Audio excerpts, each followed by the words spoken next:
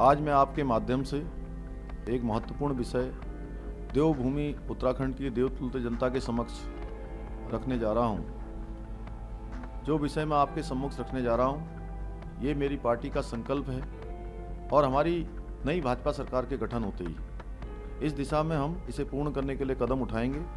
देवभूमि की संस्कृति और विरासत को अक्षुण्ण रखने के लिए ये हमारी जिम्मेदारी भी है और हमारा कर्तव्य भी है।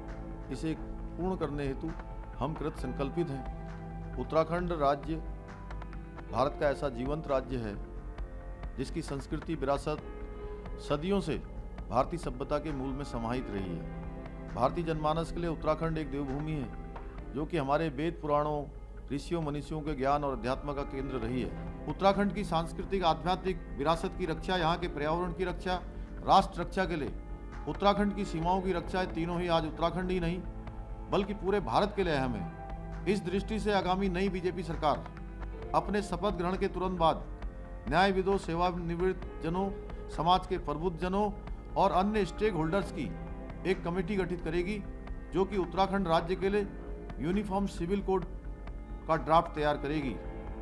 इस यूनिफॉर्म सिविल कोड का दायरा विवाह, तलाक, जमीन जायदाद और उत्तराधिकार जैसे विषयों पर सभी नागरिकों के लिए समान कानून, चाहे वे किसी भी धर्म पर विश्वास रखते हों, होगा। ये यूनिफॉर्म सिविल कोड संविधान निर्माताओं के सपनों को पूरा करने की दिशा में भी एक कदम होगा और संविधान की भावना को मूर्त रूप देगा। ये भारतीय संविधान के आर्टिकल 44 की दिशा में भी एक प्रभावी कदम होगा।